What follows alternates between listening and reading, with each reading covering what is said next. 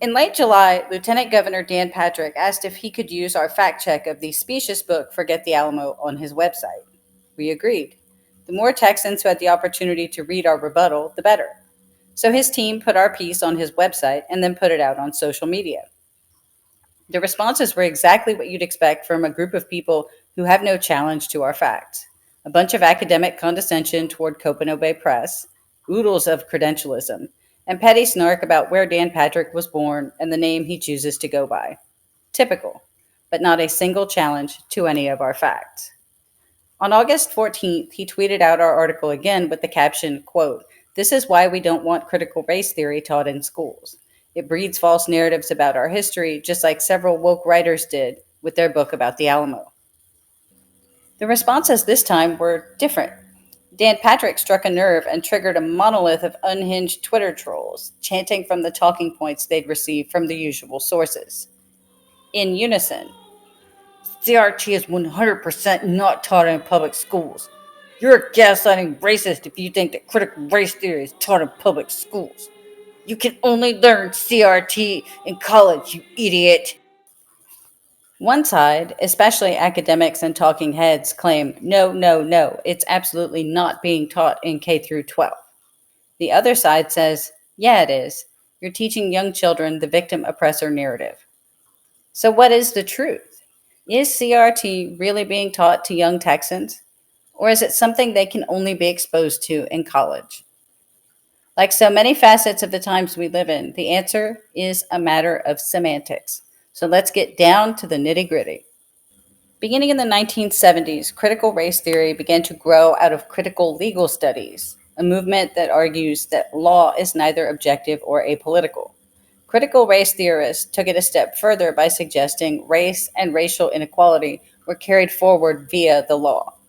It wasn't long before the ideology escaped the law school laboratory and made its way into other fields, essentially making race the lens through which CRT adherents viewed everything: sociology, art, history, law, psychology, film, theater, and of course, education.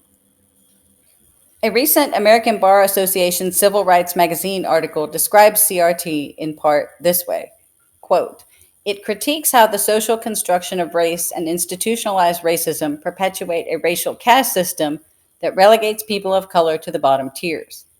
CRT recognizes that racism is not a bygone relic of the past. It acknowledges that the legacy of slavery, segregation, and the imposition of second-class citizenship on Black Americans and other people of color continue to permeate the social fabric of this nation," end quote.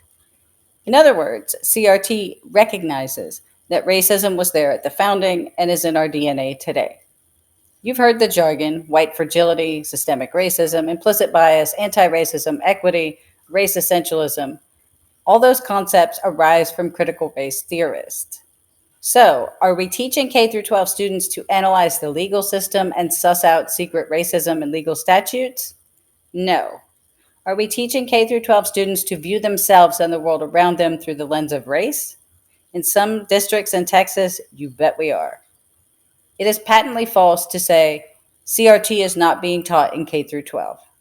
The things that CRT recognizes and acknowledges are absolutely being taught to students in the Lone Star State, sometimes with the encouragement of the school district, sometimes by teachers tinting history lessons with their own ideology. If a teacher is on board with racializing everything, so might her lessons reflect that.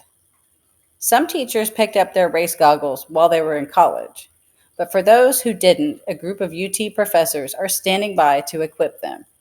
A project called Teaching Texas Slavery hit my radar in 2019. Put together by 3 University of Texas professors, Dr. Dinah Ramey Berry and the husband and wife duo of Drs. Kefferlin and Anthony Brown, the project's website, hosted by UT, went live in November of 2019.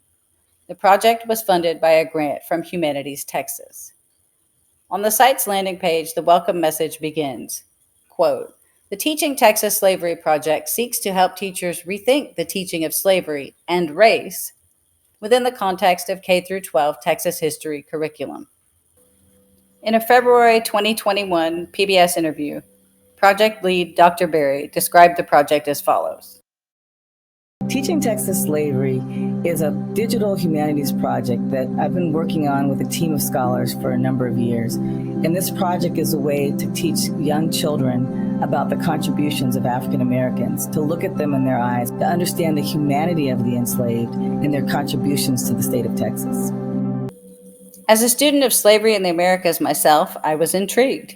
Surely these 3 PhDs had a thing or two they could teach me. Oh, but I was wrong. It is so bad, y'all.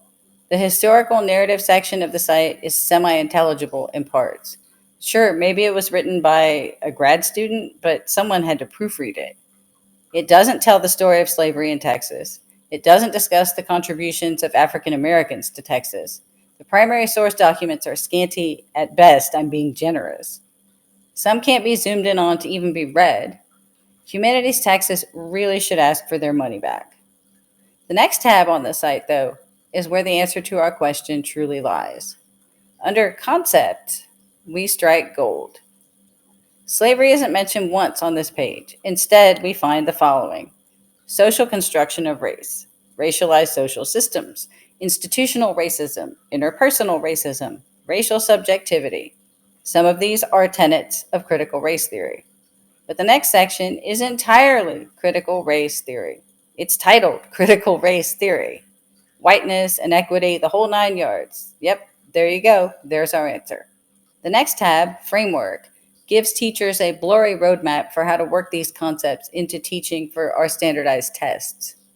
Under Documents and Records are a whopping 15 scanned documents relating to an institution that lasted, a few centuries. And yet the media, their sycophants, and even creators of this project vehemently deny that CRT has entered primary school classrooms.